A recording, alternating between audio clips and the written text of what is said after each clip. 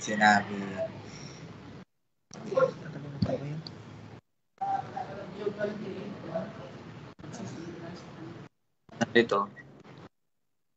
At ito sa kanya ay sinabing, nakalimutan ko yun. At sa tao ay sinabi niya. At sa tao sinabi niya. Narito. Sa tao sinabi niya, narito ang Pagkakot sa Panginoon ay siyang.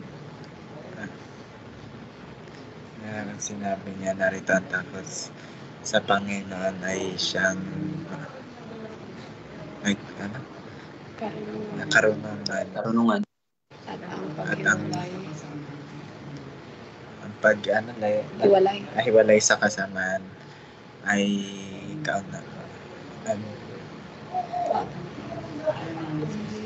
John 1:16. Ano yun? At mula sa kanyang. At mula sa kanyang kapuspusan ay tumanggap tayo lahat ng biyayan.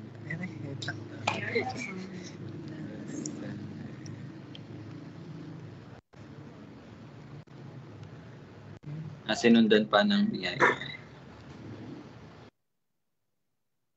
Sige, Titus 2 na. Sapagkat nagpakita ang biyaya ng Diyos na na nagdadala ng kaligtasan sa lahat ng tao at nagtuturo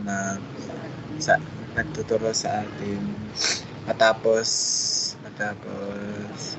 takwilin ng kasamaan at masamang mga mundong pagnanasa ay dapat tayo mamuhay ng banal may katinoan, matuwid at banal sa tuluyang panahon upang habang hinihintay natin ang mapalad na biyaya at pag-asa sa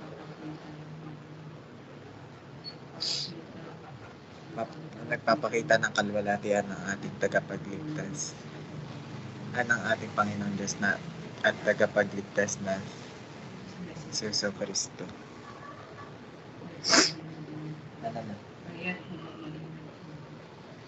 Ano na? Ephesians.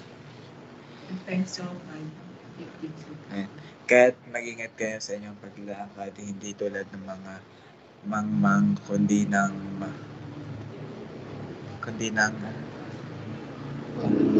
marurunong na sinasamantalang panahon sapagkat ang mga araw ay masama.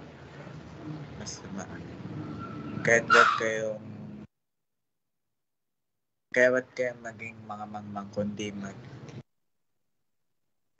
mga hangal kundi unawain ninyo ang kalooban ng Panginoong Diyos.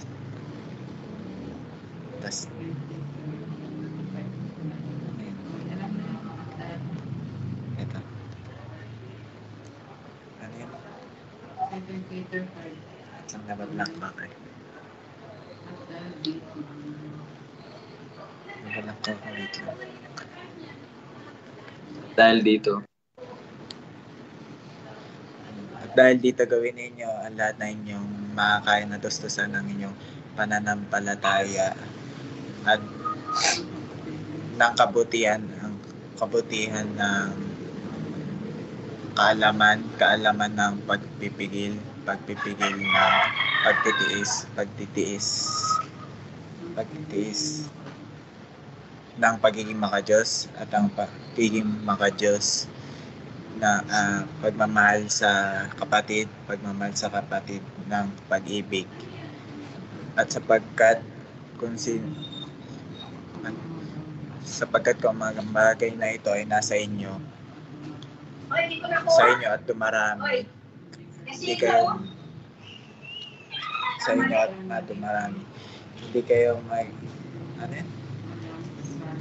hindi kayo magiging mga walang saysay. Wait lang ma.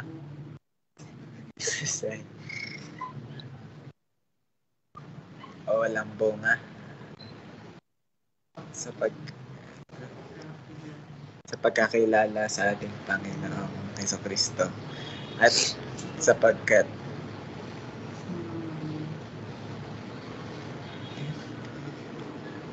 Yun naman, mga sapagkat ang kasi naman ano? yun naman ang wala ng mga bagay na ito. Sino mga wala ng bagay na iyon ay ito ay balag at nasa malapit lamang ang nakikita. Nasa malapit lamang ang nakikita.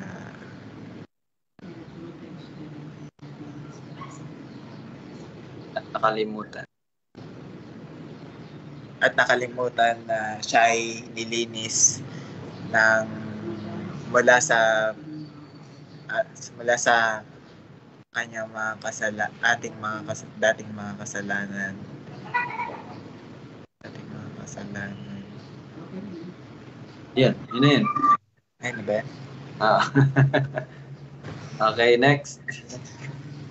Sige, kahit simula na lang sa Titus 2. Yan. Para ano yung oras Hindi ko pa po nakakabisado yung huli. Hindi pa. Sige, yung Titus 2 muna, simula. Ephesians.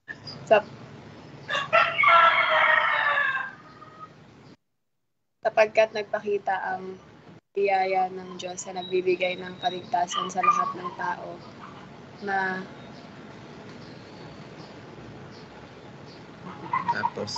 tapos na nagtuturo sa atin na matapos itakwil ang kasamaan at makabuntong pananasa ay dapat tayong mamuhay ng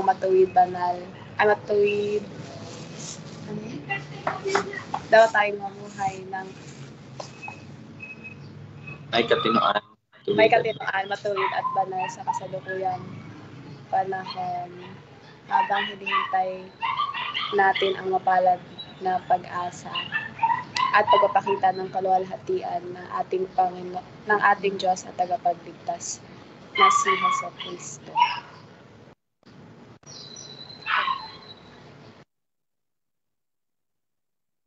Ephesians. Ephesians 5:16 to 17. Ano yun?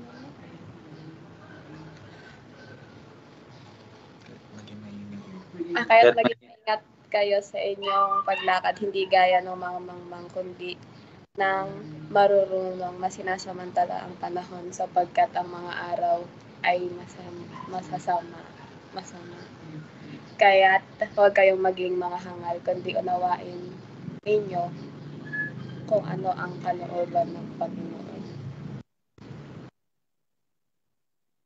Sige, next. Sana lang. Sige ka muna, Ara Joyce. Bukas na lang sila Tito Bong, Taimi, tsaka si Arshan. Yung 4 po or yung 5? Titus na lang simula. Okay po. Titus 2 verse 11 to 13. Sapagkat nagpakita ang biyaya ng Diyos na nagdadala ng kaligtasan sa lahat ng tao, na nagtuturo na matapos itakwil ang kasamaan at ang makamuntong pagnanasa ay dapat tayong mamuhay na may katinuan, matuwid at banal sa kasalukuyang panahon habang hinihintay natin ang mapalad na pag-asa at ang pagpapakita ng kaluwalhatian ng ating dakilang Diyos at tagapagligtas na si Jesucristo. Ephesians 5 verse 15 to 17.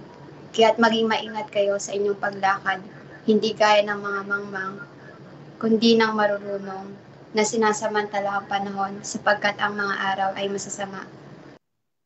Kaya't huwag kayong maging mga hangal, kundi unawain kung ano ang kalooban ng Panginoon. 2 Peter chapter 1 verse 5 to 9. At dahil dito, gawin ninyo ang lahat ng inyong makakaya, nutustusan ang inyong pananampalataya ng kabutihan, ang kabutihan ng kaalaman, ang kaalaman ng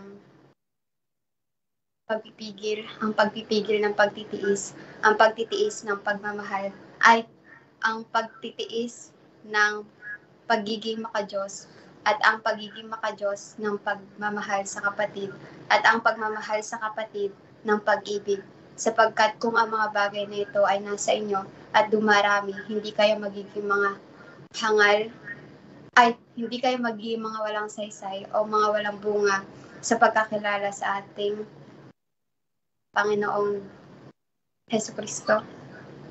Tapos, sapagkat sino mang wala ng mga bagay na ito ay bulag, at ang nasa malapit lamang ang nakikita at nakalimutan na siya ay nilinis na mula sa dating kanyang mga kasalanan. Okay, thank you po, no? So, yun po, again, yung mga verses na yun, lagi lang po natin banggitin para hindi po mawala sa atin. So, sana hindi nyo po kalimutan yung mga nauna na, no?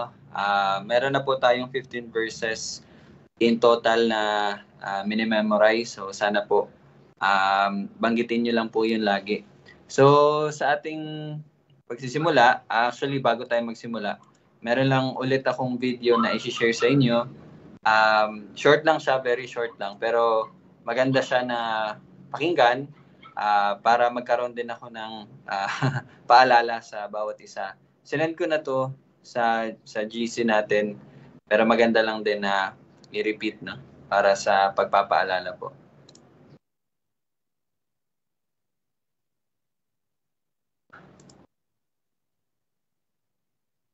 Teka lang, hindi ko nasali yung ano.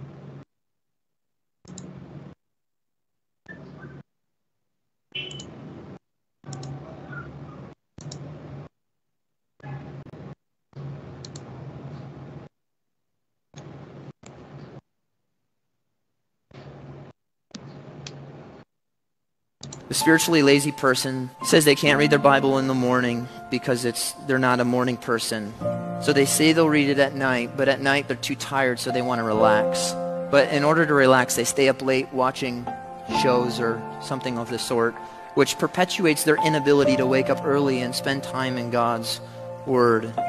You can be a Christian and be lazy, but you cannot be a mature Christian and be lazy.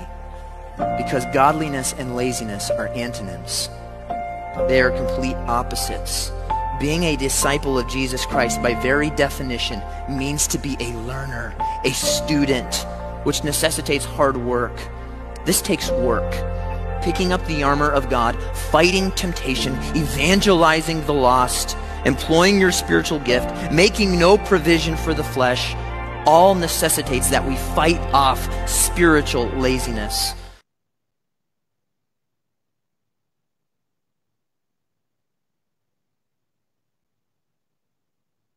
Ayan po.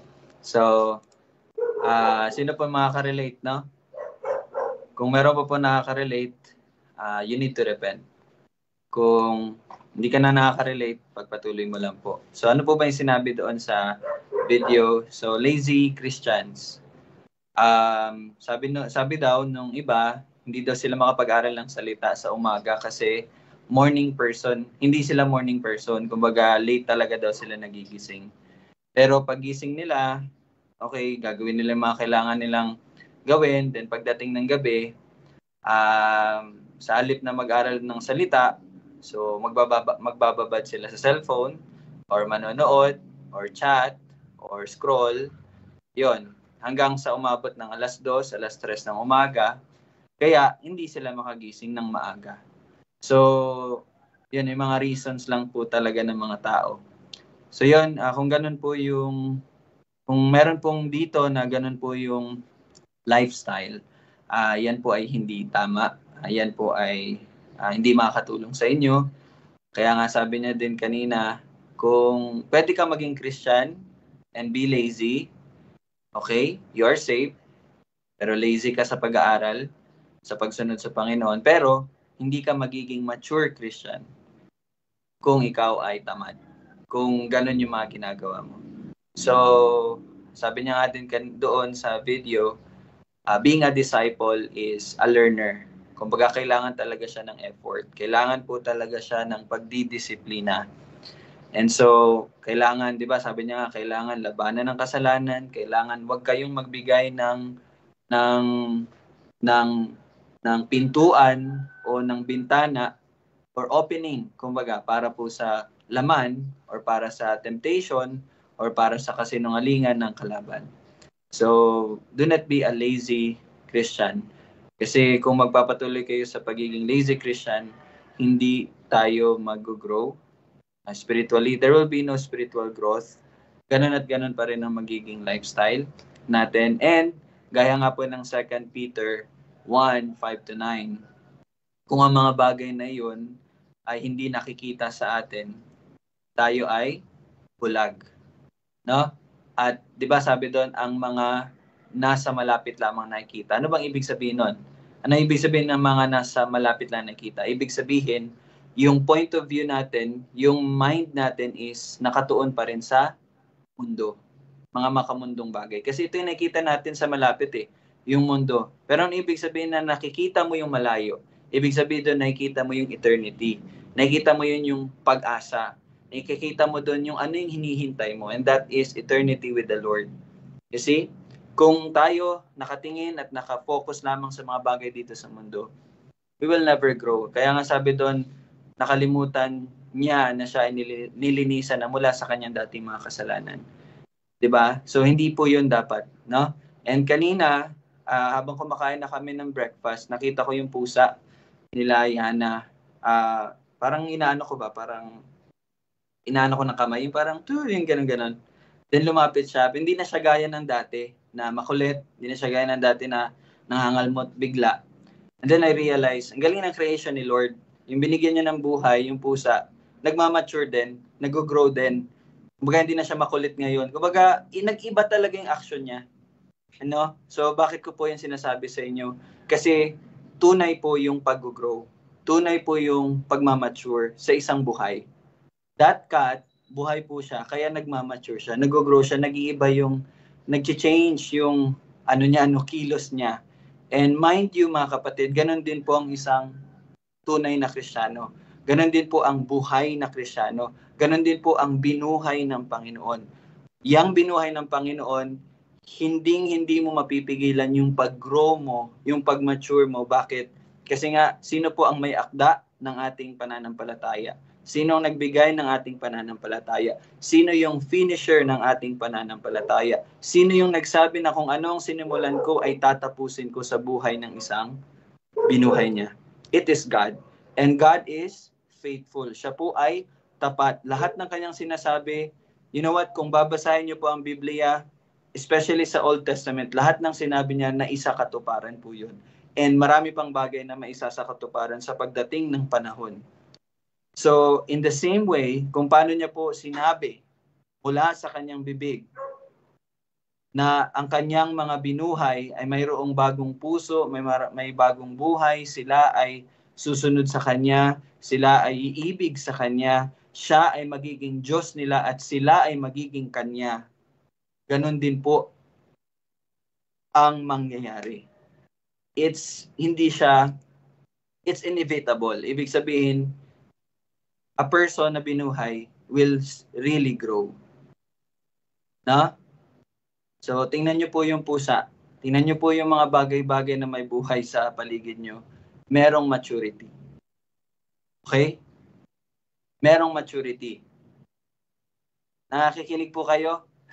May maturity. The same goes sa mga binuhay ng Diyos. There will be maturity. There will be growth. There will be Christ-likeness. No? Kasi biyaya po yun. It's a gift. Pinagkaloob din po yun. Kanina may sinend po ako sa inyo, di ba? Bakit natin nilalabanan ng kasalanan? Dahil ba pinalitan na natin yung grace ng work? Dahil ba pinalitan na natin yung work niya ng work natin? Hindi. Dahil kasama po ng biyaya ng pagliligtas sa atin is kasama po ng biyaya ng gift na pinagkaloob sa atin is the ability, or sasabihin ko, kasama po doon yung kalayaan. Ito lagi ko po talaga laging nasa mind ko talaga yung kalayaan, yung freedom na binigay ng Panginoon. Freedom saan? Freedom from sin. Hindi na ako alipin ng kasalanan and ngayon ako na'y malaya para gawin ang kanyang kalooban, para mamuhay sa katuwiran. So it's the same thing. No? So mga kapatid, that's a reminder, that's a rebuke, and that's an encouragement for each one. Okay? So now let's start. Let's go to the Word of God. Babasahin po natin at magpapatuloy po tayo sa verse 18. By the way, whenever you read the Word of God, give respect. Okay? Whenever you open the Word of God, whenever you read the Word of God, dapat po nandoon yung deep na respeto natin sa Panginoon at deep na pagkatakot sa Kanya. So wag po natin itatatuhin yung salita niya na parang wala lang, parang normal lang na basahin. Okay, lagi niyo pong tandaan, this is the Word of God. So kung aaralin po natin din ang salita ng Panginoon, make sure na seryoso ka din po. Make sure na you are surrendered to God. Okay? This is the Word of God, mga kapatid. So tayo'y magbabasa at makikinig ng kanyang salita. So babasahin ko po ang verse 18. Ang mga Hudyo ay sumagot sa kanya, anong tanda ang maipapakita mo sa amin sa paggawa mo ng mga bagay na ito? Verse 19, sinagot sila ni Jesus, gibain ninyo ang templong ito at aking itatayo sa loob ng 3 araw. Verse 20, sinabi ng mga Hudyo, 46 na taon ang pagtatayo ng templong ito at itatayo mo sa loob ng 3 araw. And verse 21, subalit siya ay nagsasalita tungkol sa templo ng kanyang katawan. Tayo po ay manalangin. Panginoon namin, ikaw na dakila at ikaw ang lumikha ng lahat. Ikaw na siyang banal at puno ng pag-ibig, puno ng biyaya. Salamat Panginoon sa iyong habag at iyong awa at patuloy po namin itong ipapagpapasalamat sa iyo na sa kabila ng aming karumihan, sa kabila ng aming pagiging rebelde o Diyos, ikaw ay nagpakita ng kaligtasan. At salamat dahil ang buhay na ito ay may kalayaan, malaya na sa bayad ng kasalanan, and even malaya na din sa paghahari ng kasalanan. At darating ang panahon sa iyong pagbabalik na lubusang mawawala ang kasalanan. Salamat Panginoon dahil ito ang aming mapalad na pag-asa. Ito ang aming hinihintay at sa habang namumuhay dito sa mundo, kami ay mamumuhay na naghahanda at ang pananaw ay nasa kalangitan. Mga bagay na nagmumula sa iyo ang aming hinihintay at ang aming ipinapamuhay. Panginoon, gaya ng pagbigay mo ng malinaw na pagpapahayag at paglalarawan ng mga tanda at mga panaginip kay Daniel, naway ikaw din po ang magbigay ng maliwanag na unawa sa amin ng iyong salita ngayon. Ikaw at sa iyo ang karunungan at kami ay lubusang humihingi sa iyo, Lord, ng favor na ikaw po ay magturo sa amin. Dami panalangin sa pangalan ni Jesus. Amen. Okay, so probably ito po yung i-cover natin, 18 to 21. So sabi po sa verse 18, ang mga Hudyo ay sumagot sa kanya, anong tanda ang may papakita mo sa amin sa paggawa mo ng mga bagay na ito? So, short review, ano po bang nangyari? Ano ba yung binabanggit dito ng mga Hudyo na paggawa mo ng mga bagay na ito? Ano po ba yung tinutukoy nun? Ano ba yung nangyari? Ano nga po yung nangyari sa verse 16, 17? Sige po. Yun yung pagtatabi niya sa mga nagtitinda sapagkat ito'y hindi karapat-dapat sa bahay ng kanyang amang Diyos. Amen. So yun po yung nangyari, no? Yun po yung ginawa ng ating Panginoong Jesus. And so, ngayon naman, titingnan po natin ano naman yung naging tugon ng mga Hudyo. Okay? So, collective, no, yung ginamit po dito na word, mga Hudyo. And kung matatandaan niyo po sa ating pag-aaral nung nakaraan, kung malinaw kung matatandaan, sa Lucas ba yun or sa John din, na natandaan niyo po yung salita na buong Jerusalem. Yung time po na si Herod, King Herod po, tinanong niya yung kung saan ipapanganak yung Messiah. And then may binanggit po doon na ang buong Jerusalem ay nandoon. Pero hindi po yung literal na buong Jerusalem, but yun po ay mga yung Sanhedrin, no? Yung mga highest, kumbaga representative na mga Hudyo. At yun po yung Sanhedrin. So dito din po makita natin ang mga Hudyo ay sumagot, no? So this includes the priest, the temple guards, yung mga nandun po sa templo. Kasama na din po yung mga pero I think it's more on the dun sa mga naglilingkod po sa templo. Itong mga binabanggit dito na ang mga Hudyo. Okay? So ibig sabihin, yes, tinaboy po ng Panginoong Hesus yung mga nagbebenta, mga merchants, kumbaga. Pero dito, tingnan nyo po yung naging usapan. Dito na pumasok yung mga nasa templo. Sabi nila, anong tanda ang maipapakita mo sa amin sa paggawa mo ng mga bagay nito? Now, ang tanong ko po sa inyo, bakit po tanda ang hinihingi nila? Pag sinabi po nating tanda, yun po yung mga miracles, yun po ba yung mga something na supernatural na hindi kayang gawin ng tao, ng isang normal na tao. So bakit po kaya tanda ang kanilang hinihingi? And kung nakikinig po kayo sa Lord's Day Worship Service messages natin, madali nyo lang po ito masasagot. Related po ito doon. Okay? So bakit po tanda? Bakit mahalaga sa kanila ang tanda? Or sa madaling tanong, bakit ganito yung tanong nila?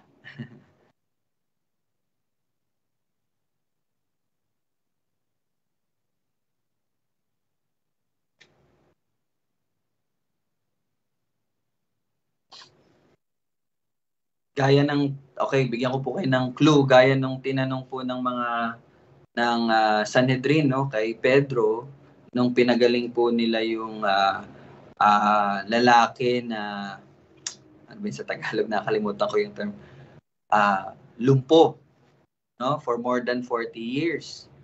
So yun din po yung tinanong nila, no, may tinanong sila kay Pedro, no. So, yan, magiging clue nyo po yun. Somehow similar po yun dito.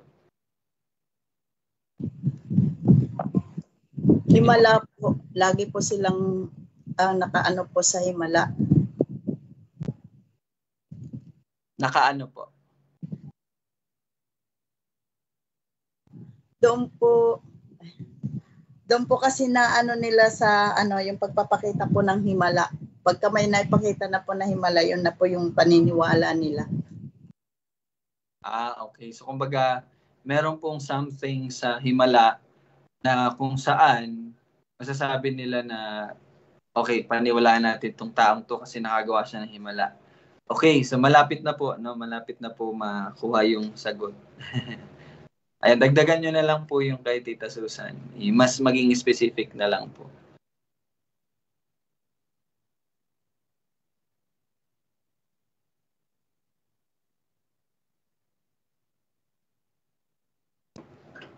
Anyone?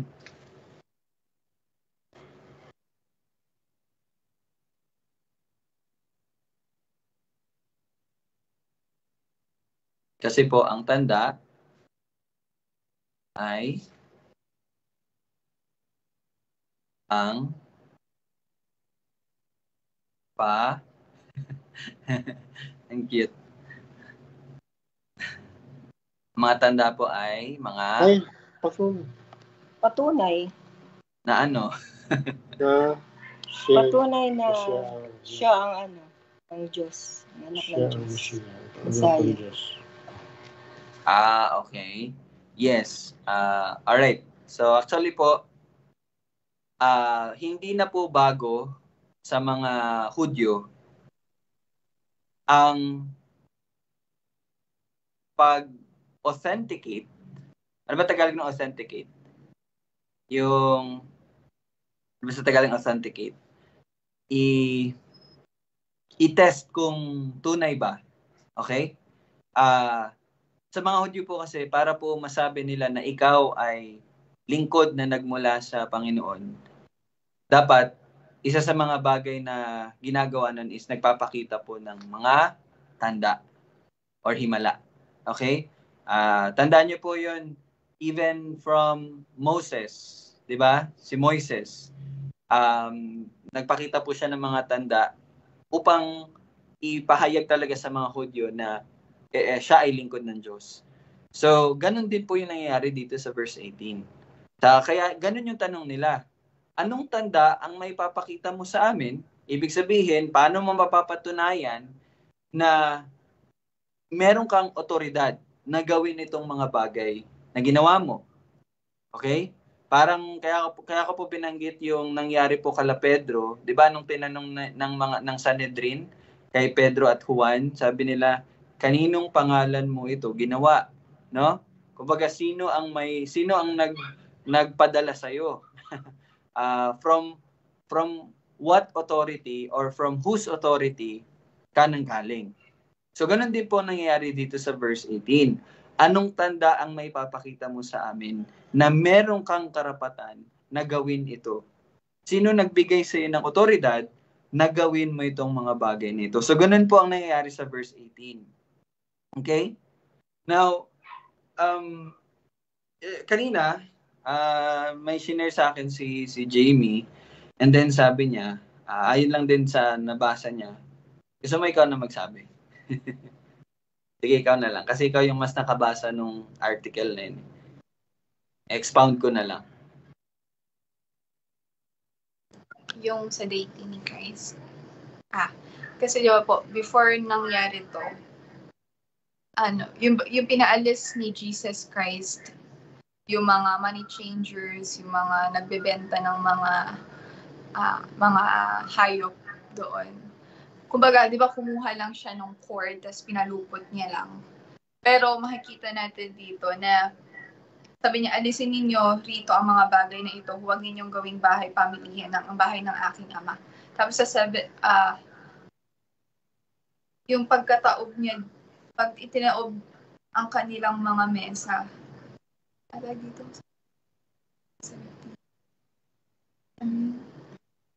tinaob. Yung kumbaga pagkatapos nun, umalis lahat yung mga money changers tsaka yung mga tao na namimili doon sa mga pamilihan. Hindi siya, kumbaga, hindi si Jesus. Kaya kung siya lang mag-isa doon, tapos maraming tao nga, tapos may marami ding mga gwardiya, kumbaga, doon sa templo. Kung sabi ni Johnny Mac, kumbaga, dapat daw puhulihin na siya kasi nga tinaob niya yung mga yung mga nagbebenta, kumbaga, or nagpakita, kumbaga, siya ng ganong action, kumbaga, doon sa may templo. Dapat doon pupuntahan na siya ng Guardia Civil, pero pinapakita dito na hindi yun yung nangyari.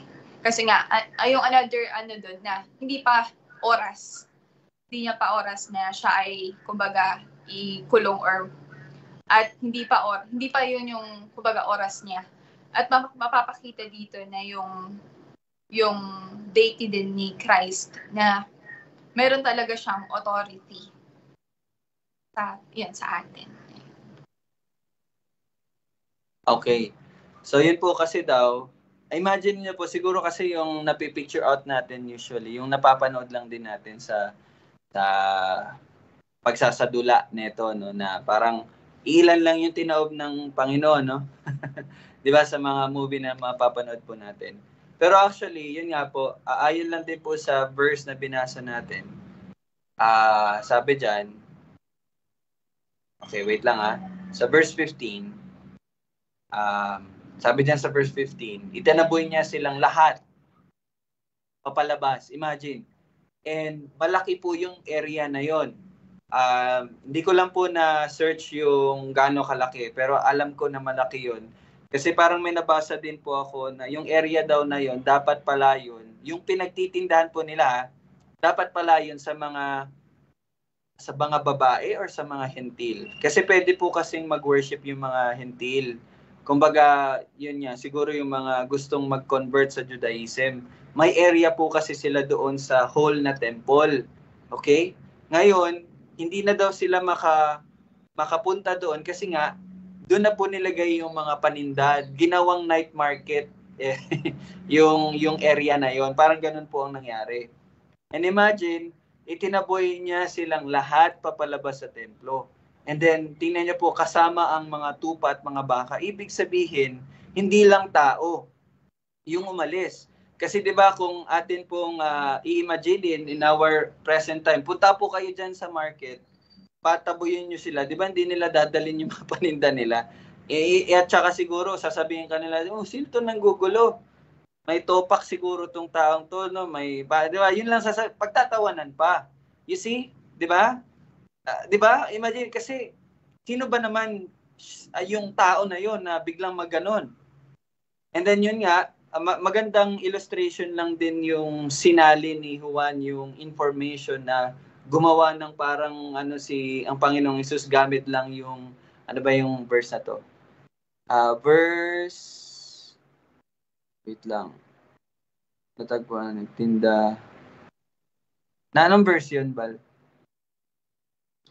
Yung gumawa siya ng cord. 15? Ito pala, sorry. Verse 15. Gumawa siya sa mga lubid ng isang panghagupit. Okay? So, gamit lang. Kumbaga, ano tawag din? DIY lang, no? Hindi talaga siya yung pang-patrol na pang-alis. Pero bakit niya po nataboy lahat? And then, yun nga po, yung sa verse 18 na sinabi dito, tingnan nyo din po yung tanong.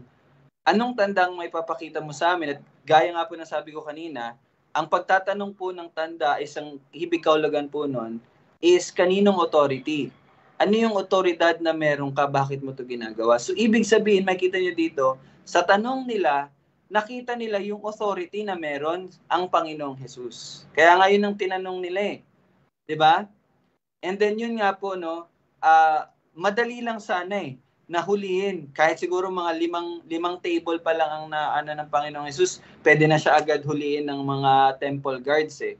Isa sa mga dahilan bakit hindi yun nangyari, dahil na rin po sa sovereignty or soberanya ng Panginoon, hindi pinahintulot kasi hindi pa nga oras ng Panginoon na hulihin siya kasi kakasimula pa lang to eh. Di po ba? And isa po doon is, yun nga po, siguro, nagkaroon ng parang natakot din yung mga tao doon. Siguro nakita nila yung sa pagkilos ng Panginoong Hesus na meron siyang ganong authority. Kumbaga. So, ang pinupunto po kasi dito ni Dr. John MacArthur is, dito mo rin makikita na yung deity. Ano ba yung deity? Pagiging Diyos ng Panginoong Hesus. Okay? Naintindihan niyo po? So, yun po yung pinupunto dito sa verse 18 na ginawain ng Panginoong Hesus with authority. Okay? Naintindihan niyo po? So, ngayon, we will go sa tanda. Kasi yung tanong nila, anong tanda? And napakahalaga na maunawa natin to. Verse 19. Sinagot sila ni Jesus, gibain ninyo ang templong ito at aking itatayo sa loob ng 3 araw. Now again, sila po ay humihingi ng tanda. Tanda na ano? Para gawin niya or yun nga, yung authority. Saan nanggagaling? Yung authority mo para gawin mo yung mga bagay na ito. At yung sinagot ng Panginoong Hesus is that, gibain ninyo ang templong ito at aking itatayo sa loob ng 3 araw. Now, kung by God's grace, binigyan agad ng Espiritu Santo or si John the Apostle, kung ano yung ibig sabihin nitong verse 19. Diba? Sa verse 21, Anong sabi diyan sa verse 21? Subalit siya ay nagsasalita tungkol sa templo ng kanyang katawan. So siya po ay nagsasalita patungkol po sa kanyang kamatayan at kanyang pagkabuhay muli. Okay? Kasi tingnan niyo po anong sinagot ng mga Hudyo sa verse 20. 46 na taon ng pagtatayo ng templong ito at itatayo mo sa loob ng 3 araw. So kumbaga naging literal po yung pagtanggap nila nung sinabi ng Panginoong Hesus. Pero again, binagyang linaw na po dito ni John the Apostle, subalit siya nagsasalita tungkol sa templo ng kanyang katawan. Now let's go back to verse 19. Gibain ninyo ang templong ito at aking itatayo sa loob ng 3 araw. Ano yung mga bagay po na matututunan natin dito sa sinabi ng Panginoong Hesus sa verse 19?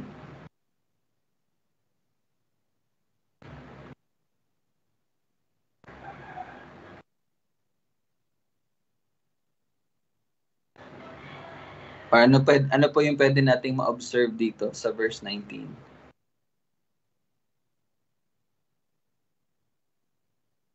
Diba, ito po ay, ang tinutukoy niya is sa kanyang kamatayan at kanyang pagkabuhay. And again, ito pa lang po yung simula ng kanyang ministeryo. No? So, anong observation natin dito?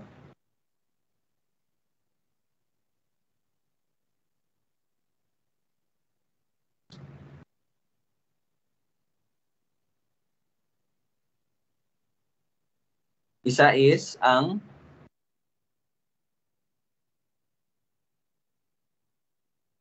nakita natin dito na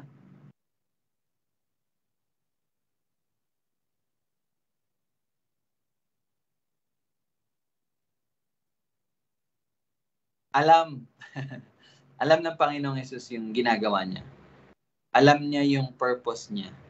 Bakit siya naging tao. Okay? Dito natin makita na from the very beginning, from the very start, actually from eternity past, okay? Mula pa man po sa panahon bago pa gawin ng lahat, ito na po yung itinakda. Okay? Na siya ay mamatay at mabuhay muli sa 3 araw. At yun ay para po sa ikapupuri ng kanyang kaluwalhatian na ipinakita sa pamagitan ng pagliligtas sa atin na mga makasalanan. Okay?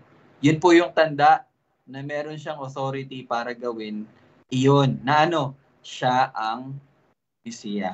Again, yung purpose po ni John the Apostle is para ipakita po sa atin na siya ang Mesiya. And itong tagpo na to, itong sinabi po ng Panginoong Hesus from the very beginning, actually, hindi pa talaga siya fully nag-i-start eh. Parang meron po kasi akong na-search yung chronological na pangyayari po sa New Testament. Ayun, inaaral ko din po yun. Tinitingnan ko yung mga maganda, meron po akong na-search na mapa. Hindi po mapa na lugar. But kumbaga yung inano niya talaga, kumbaga sinulat yung mga yung timeline, kumbaga. So makakatulong siya sa pag-aaral. Dito po, ito preparation pa lang po ito ng ministry ng Panginoong Hesus. Kumbaga, 'di ba 3 taon po, no? This is the first year. Ito po yung preparation niya. Ano 'yon? Yun nga yung pag-ano ng kanyang disciples, yung mga mababasa natin later on, no? Pero dito niyo makita na pinakita talaga dito ng Panginoon through the writing of John the Apostle na he is the Messiah sa sinabi niyang ito. No? Siya po ay mamamatay at siya ay mabubuhay muli sa 3 araw. And ano pa yung mga observation natin dito? Yung sovereignty na kung matatandaan niyo po sa Lord's Day worship services messages natin, yun po ay kalooban ng Panginoon. Ipinasya po yun ng Panginoon na siya ay patayin ng mga leader, no, ng mga hari at ng mga Hudyo at ng mga Hentil. Kung matatandaan niyo po yun, di ba? Now, dito niyo makita yung unity. Dito niyo makita na ang Panginoong Hesus ay Diyos. Dito niyo, again, the same purpose ni John the Apostle upang ipakita ng Panginoong Hesus ay Diyos. Sa paanong paraan? Tingnan niyo po. Again, para po maintindihan nyo, babalik ako doon sa Acts chapter 2, 3, 4. Pinakita po doon na pasya po yun ng Diyos Ama. Okay? Nung sinusulat po yun ni Lucas, siya po ay, sinusulat niya yun with the mind na yung mga bagay, yung pagpatay, di ba? Kung matatandaan nyo, kinompronta ni Pedro yung mga Hudyo. Kayo tinakwil nyo siya, kayong pumatay sa kanya. Pero later on, sasabihin niya, ayon sa pasya ng Diyos Ama. So clearly, si Pedro ay, ang tinutukoy niya ang Diyos Ama. Now here's the thing. In verse 19, anong sinabi ng Panginoong Jesus? Again, this is Jesus Christ speaking. Ano pa sabi niya? Gibain ninyo ang templong ito.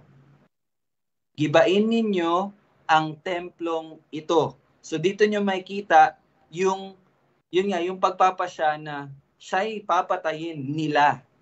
You see? Siya'y papatayin nila. And then, marami tayong mga verses na nababasa na binuhay ng Diyos Ama si Jesus sa pamagitan ng Espiritu Santo. Tama? Pero tingnan niyo po sa verse 19, sabi niya, at aking itatayo sa loob ng 3 araw. Ano pong makikita natin dito? Na yes, it is God the Father through the Holy Spirit, pero dito pinapakita din sa atin na ang kanyang pagkabuhay is kanya ring gawa. Okay? Ibig sabihin po, the triune God is in unity. Sila po talaga ay iisa. Okay? Kumbaga, kaya lang, ganito po yun no? Ako kasi, alam niyo, natutuwa lang din ako kasi lahat ng mga inaaral ko ngayon, lahat ng mga binabasa ko ngayon, sobrang timing talaga lahat. As in, na-amaze po talaga ako sa Panginoon. No? Sobrang timing, sobrang lahat ng kailangan kong malaman, yun yung pinapabasa sa akin. Yun yung nababasa ko, yun yung naaral ko. Na bakit ko po ito nasabi? Kasi nga po, tayo po ay nag-aaral, binabasa natin yung mga creeds, di ba? And nasa Athanasian Creed na po tayo kasi tapos na tayo sa Apostles' Creed. By the way, sa NPHP po yung binabanggit ko. Tapos na po tayo sa Apostles' Creed, tapos na tayo sa Nicene Creed, sa Chalcedonian Creed. Yung pang-apat naman po and the last is the Athanasian Creed. Medyo mahaba po yun. And yung Athanasian Creed is nakafocus po sa triune God, sa pag-explain sa triune God. And so may mga words na hindi ko alam na yun, na inaral ko, and by the grace of God, gaya nga po kahapon ng sinabi ni Paul Washer, ang isang elder po, isang pastor is parang minero na humahanap ng gold at excited siya na sabihin yun or ipakita yun sa inyo.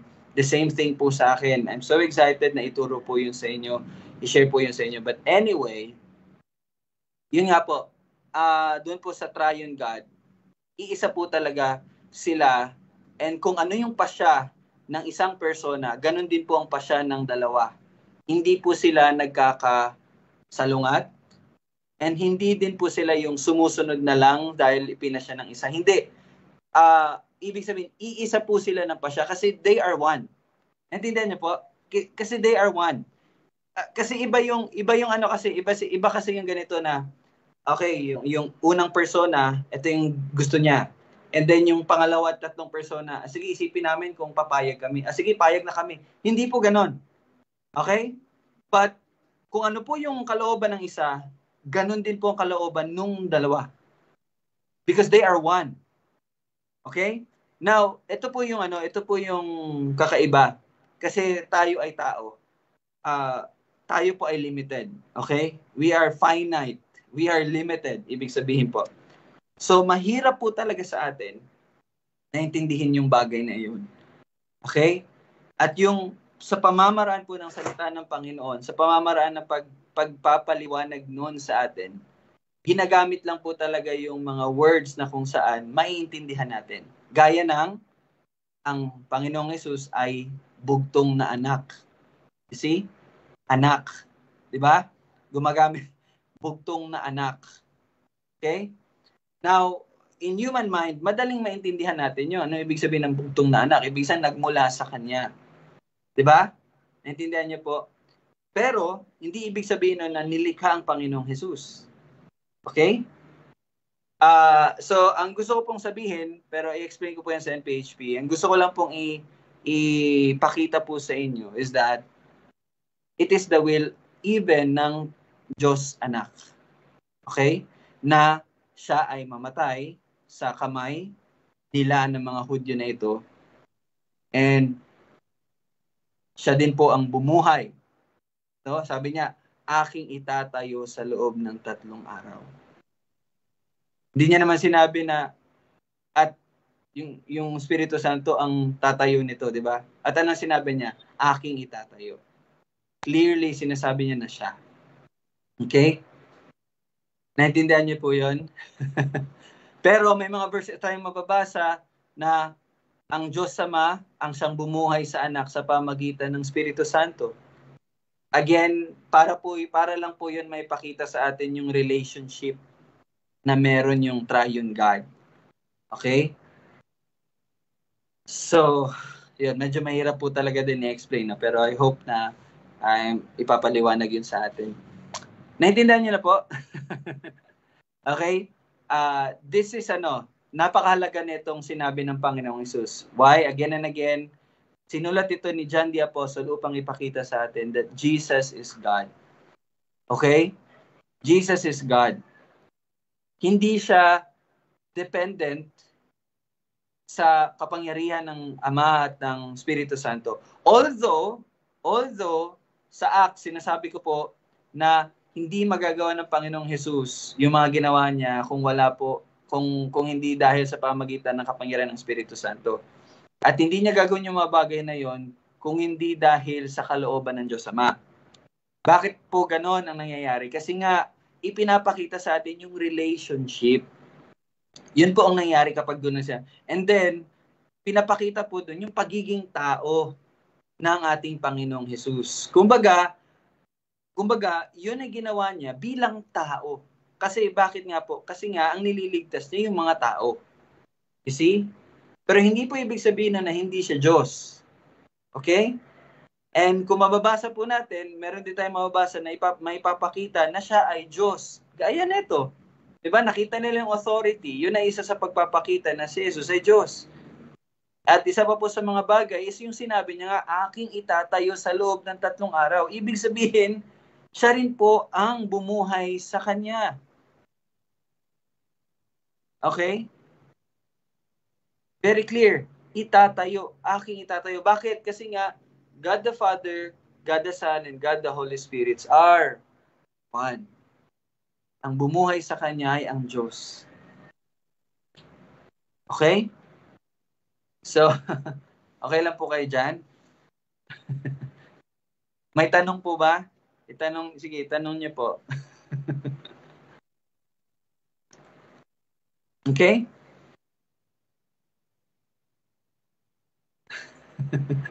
Okay na po? Sure na kayo? Okay? Aking itatayo sa loob ng 3 araw. No? So, verse 20. Yun nga po, 46 na taon ng pagtatayo ng templong ito. At itatayo mo sa loob ng 3 araw. And in verse 21, subalit siya ay nagsasalita tungkol sa templo ng kanyang katawan. Okay? So, very clear po dito na hindi po yun ang ibig sabihin ng ating Panginoong Jesus. So, siguro sa verse 22 at 23, bukas na lang po ito, no, sa Friday. Matatapos natin ito hanggang 23 or hanggang 25. Okay? Kasi patuloy po yan sa John chapter 3. Na? Okay? So, ayun, praise God po, no, sa ating napag-aralan. And then, again, nakita natin dito na ang Panginoong Hesus ay Diyos. Hindi siya nilikha.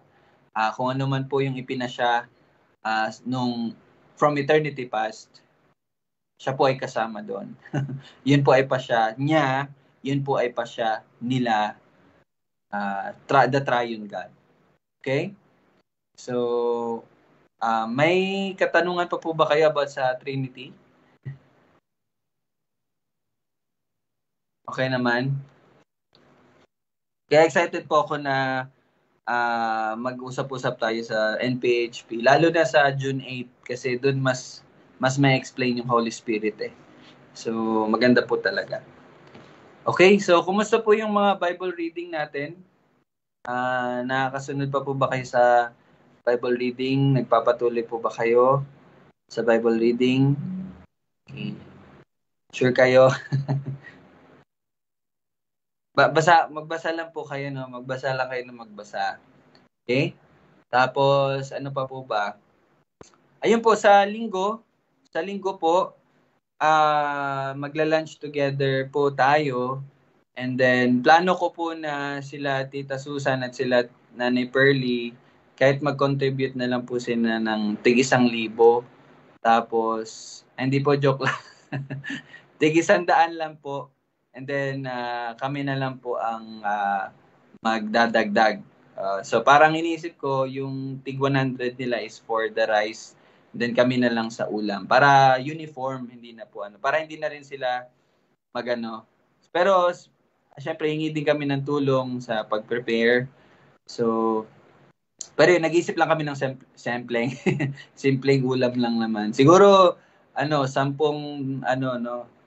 sardinas, pwede na yung mga And then, yung sa online naman po, kayo, for example, sila Daddy, sila Tita Che, sana i-ano nyo rin po yung yung time na, kumbaga, di ba, Lord's Day, no, hanggang 11, nakaprepare na din yung pagkain nyo. Parang nakikita rin namin kayo habang kumakain. Parang ganun po mangyayari. And then after po ng lunch natin, 11 to 12, pagka 12, doon na po magsisimula yung family time. Pero actually, ang mangyayari na po doon, yun na po yung Sunday school natin. Okay? So, Sunday school, baka ang mangyayari po niya every Sunday na po ganun. Every Sunday na po ganun. Iba pa po yung evangelism na time. Pero, again, hindi pa po tayo makapag-evangelism kasi nga, inaayos muna natin yung sa loob. Internal na pag-aayos muna. So, ayun lang po, no? Ihanda lang po natin yung ating mga sarili. Medyo malaki po talaga yung magbabago. At medyo malaki po yung magiging impact din sa bawat isa neto. Yan po. So please, maging handa po kayo. Lalo na po yung mga puso ninyo. Mag-pray po talaga kayo kay God na ihanda yan. Kasi talaga, ano ba tawag dito? Magiging isa talaga tayo. Alam niyo yun? Kumbaga, paano ko ba sasabihin to? Magiging personal po talaga tayo sa bawat isa. We will be very, very personal sa bawat isa. And ako po, hinahanda ko lang din sarili ko by the grace of God. Yun, na mawala yung mga takot, wala yung mga hiya. Kasi syempre naman, nakahiya po magsabi sa mas matanda sa akin, mali yan, ito dapat, pero ganun dapat ang gagawin. So, huwag po kayong mag-alala, ipapanawa ko po sa inyong lahat. So, reformation po talaga nangyayari. Okay? So, ayun po. Dito po tayo magtatapos. Patuloy po tayo mag-aral. Let us pray. Panginoon namin, maraming salamat po sa patuloy na pagpapakita sa amin ng mga katotohanan na si Jesus ay ang Messiah at siya ay anak mo, siya ay Diyos at ang kanyang buhay na kanyang ibinigay ay ayon sa kanyang sariling pasya at ito din ay ayon sa kanyang kapangyarihan na siya ay nabuhay. Maraming salamat dahil mas pinapaunawa mo sa amin, Panginoon, ang misteryo ng iyong pagliligtas. Gaya nga ng sabi mo sa iyong salita na ito ay mas papaliwanagin mo po sa bawat isa sa pamagitan ng karunungan at kaunawaan na nagmumula sa iyo, O Diyos. Patuloy mo po kaming turuan at ang aming mga pag-iisip ay patuloy na mabago na siyang magdudulot ng pagbabago ng aming pamumuhay, ng sinusunod at ang ipinapamuhay ay kung ano po ang ayon sa iyong kalooban. Ingatan mo po patuloy ang bawat isa, Panginoon. Palaguin mo po ang bawat isa sa pagkilala sa iyo, sa pag-unawa ng iyong pag-ibig, at sa pag-unawa ng iyong pagkilos sa kanilang mga buhay. Ito aming panalangin sa pangalan ni Jesus. Amen. Okay, thank you po. See you po bukas. God bless. Bye.